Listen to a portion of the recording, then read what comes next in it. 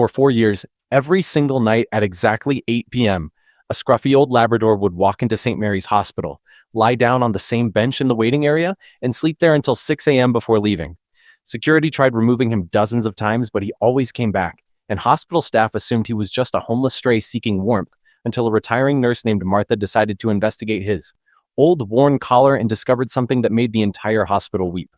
The dog's name was Charlie, and 4 years ago, his owner David, a 45-year-old construction worker, was rushed into that same emergency room after a heart attack and placed in the waiting area while his wife was called. Charlie had followed the ambulance on foot, running 7 miles, and arrived just in time to see his owner being wheeled away, so he sat on that exact bench and wait, not knowing that David died in surgery that night and never came back through those doors.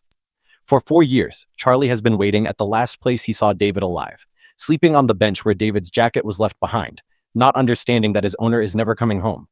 He just knows that this is where David told him to stay before being rushed to surgery, and Charlie has been obeying that final command ever since.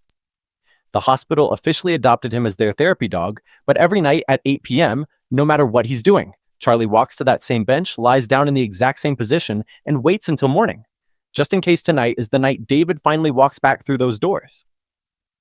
They placed a small memorial plaque on the bench that reads, "Charlie's Bench, where loyalty never clocks out." And last month, they discovered something that destroyed everyone. David's widow had been visiting the hospital for her own treatments for 2 years without knowing Charlie was there, until one night she walked past the bench, and Charlie lifted his head for the first time in 4 years, tail wagging, because he finally smelled something familiar on her jacket.